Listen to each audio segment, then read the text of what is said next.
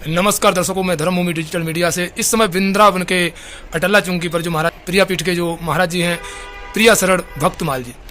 महाराज जी, मैं आपसे सबसे पहले पूछना चाहूँगा, जो पहलगांव में लगातार जो है एकदम सनसनीखेज हमला हुआ है, हिंदुओं की जात, हिंदुओं को नाम पर हमला हुआ है, हिंदुओं की पहचान को जान करके हमला हुआ है, क्या ये हमला हिंदुओं पर हुआ है? इसके लिए आप क्या कहेंगे? जब से सृष्टि बनी है जी, ब्रह्मा जी ने राक्षस और दानव और मानव दोनों का निर्माण किया। तो सतयुग से लड़ाई चली आ रही है दानव मानव की। ये दानव है, हम मानव हैं, हमारी बनेगी नहीं। इन दानवों की चले ये तो पूरे भारत को ही मुसलमान बना दे, है ना। ईसाई रहने दे, ना बौद्धिक रहने दे, ब्राह्मण रहने दे, ये तो सब चाहेंगे ही।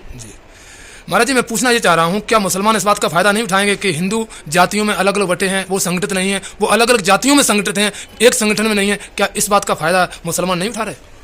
पूरा लाभ ले रहे हैं। घर फूटे गंवार लूटे, वो जानते हैं। वो जानते हैं कि ब्राह्मण, क्षत्रिय, वैश्य, दलित की बनती नहीं है, तो वो अपना पेट पहले दलितों में बनाते हैं। भैया, चाचा, मामा, मौसा बना करके प्रवेश कर जाते हैं।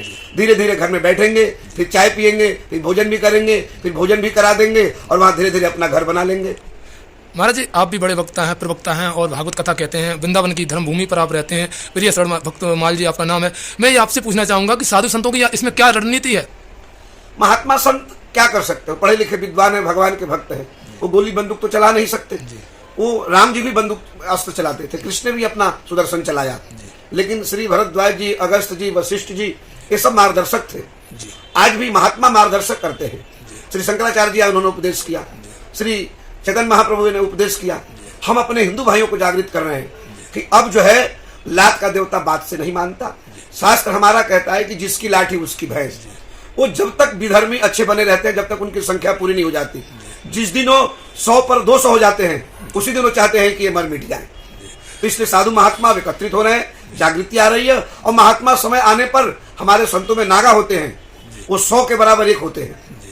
महात्मा सबके लिए तत्पर है जी। कहीं ना कहीं इस बात के लिए अड़चन नहीं आ रही है कि हम जात पात में ऊंच नीच में बंधे हुए हों?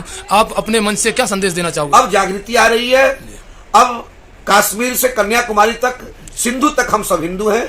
अब हम व्यवहार जगत में ब्राह्मण हैं, व्यवहार जगत में क्षत्रिय हैं, लेकिन जहां हिंदू मुस्लिम की बात आएगी वहां हम पूरे एक हैं। हम दलितों को, निम्न से निम्न, दलित से दलित वर्ण को भी हम गले से लगाने पर, उस छाती लगाने को तैयार हैं, उनको कांधे पर बिठाने को तैयार है। हमारे संग आओ, सब एक बन जाओ। जी, बहुत सुंदर बात कही है प्रिय शरण भक्तमाल जी महाराज ने, क्योंकि खुद ब्राह्मण है, लेकिन इस तरीके की बात कर रहे हैं कि कोई भी जाति पाति अब नहीं चलेगी, सब एकत्रित होकर के हम सब भाई भाई हिंदू एक रहेंगे। क्या यही संदेश आप आगे कथाओं में देंगे? प्रायः जितने भी वक्ता हैं वृंदावन के, हजारों वक्ताओं ने कल और परसों हम सभी ने सभा करके एक दूसरे से कहा है, और संदेश बड़े बड़े जगत गुरु दे रहे हैं। अब लोगों में जागृति आ रही है, जवानों का खून खौल रहा है। अब हम सब भूल गए हैं, आज हम तक सोए हुए थे, अब हम जग गए हैं। अब कोई माई का लाल नहीं जो हमारी तरफ आंख उठा करके देख सके। धन्यवाद। नमस्कार दर्शकों, मैं आपको लगातार अपडेट कराते रहेंगे महाराज जी से। महाराज जी ने जो बताई हैं बातें, उन बातों को आप लगातार ध्यान से सुनिएगा और आगे भी धर्मभूमि डिजिटल मीडिया से आप जुड़े रहेंगे। अगली खबर आपको अगले अपडेट में।